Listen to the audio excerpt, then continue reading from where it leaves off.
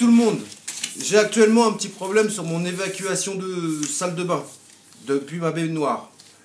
Donc ce que je dois faire en fait, c'est allonger mon évacuation pour qu'elle aille jusqu'à ma colonne principale, puisque j'ai des sagouins, appelons ça comme ça, des plombiers qui sont venus faire le travail, mais en fait ils ont fait plus de tort que de bien, et donc je me retrouve avec les grandes eaux dans ma salle de bain. Je préfère régler le problème moi-même plutôt que de les rappeler. On est dimanche, parce que j'ai plus envie que cette équipe-là déjà rentre chez moi, et puis bon voilà. Donc ce que je vais vous montrer en fait comment je raccorde, comment je fais un raccordement sur un tube PVC. Il y a des millions de vidéos sur YouTube, mais une de plus avec la belle luminosité, peut-être que vous y verrez mieux. Ça c'est mon évacuation que j'ai dégagée depuis ma salle de bain. J'ai acheté un tube de 40 de diamètre, 40 mm de diamètre.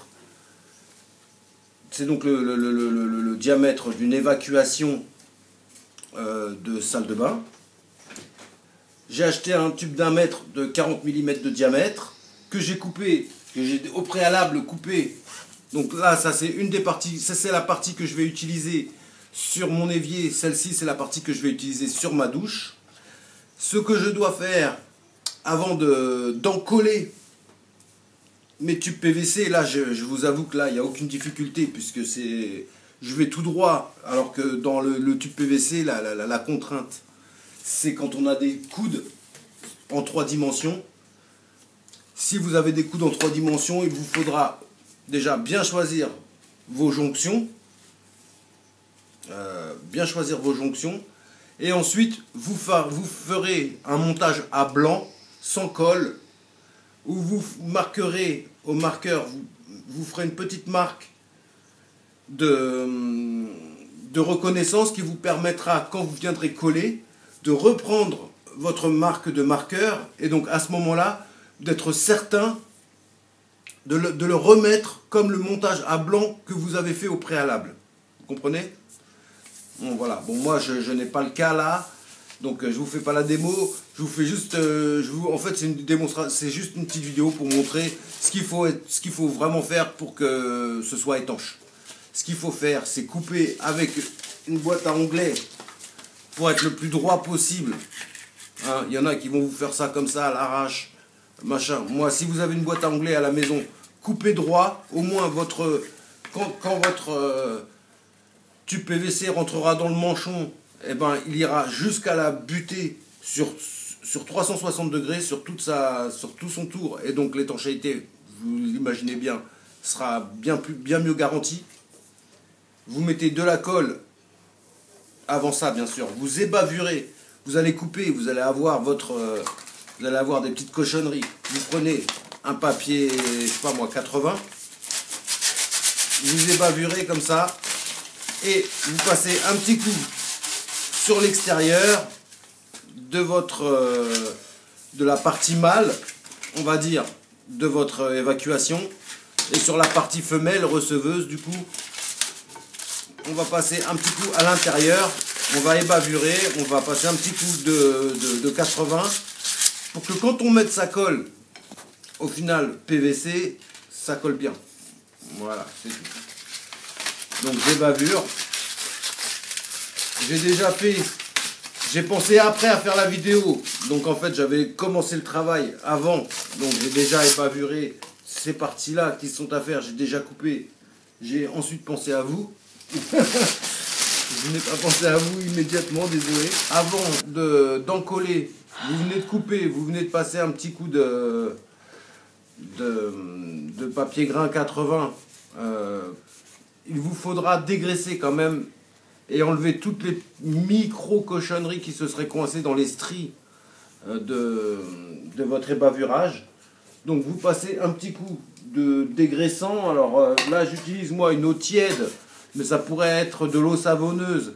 Mais de l'eau savonneuse, il faudra bien sûr rincer ensuite, attendre le séchage.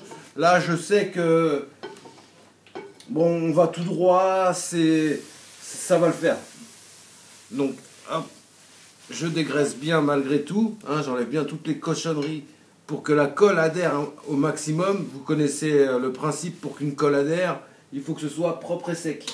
Le support comme la partie sur laquelle on en colle, les deux parties doivent être propres et sèches.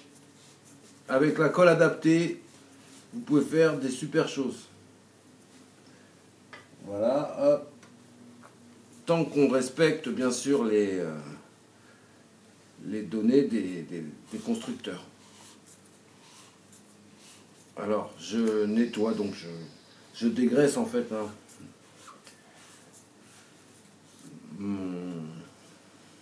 mes parties. Hop. Alors il faut que, comme je viens de le dire, il faut que ce soit propre et sec. Hein, c'est très important. Donc là, on va en coller. Alors on s'assure que surtout, on s'assure de mettre suffisamment de colle. Là, on est généreux sur la colle. C'est comme les bavurages, on est généreux. On n'essaye pas de ne pas avoir de traces de... On va en coller plus que la partie à en coller et on va ébavurer plus que la partie à en mancher. Si vous comprenez ce que je veux dire. Voilà, on va être généreux en fait. On va être généreux sur ces parties-là. Donc la colle avec son pinceau fourni. Hop. On est généreux.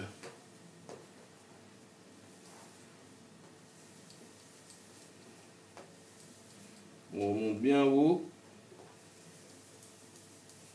C'est elle qui va garantir l'étanchéité. Donc on n'hésite pas à y aller. Et d'ailleurs, je vais aussi en coller aussi généreusement la partie qui reçoit.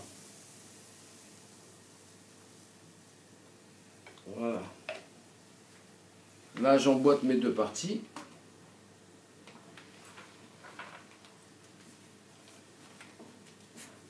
Voilà. Et là, je m'occupe de l'autre partie. Hop. Hop, hop. On étale généreusement.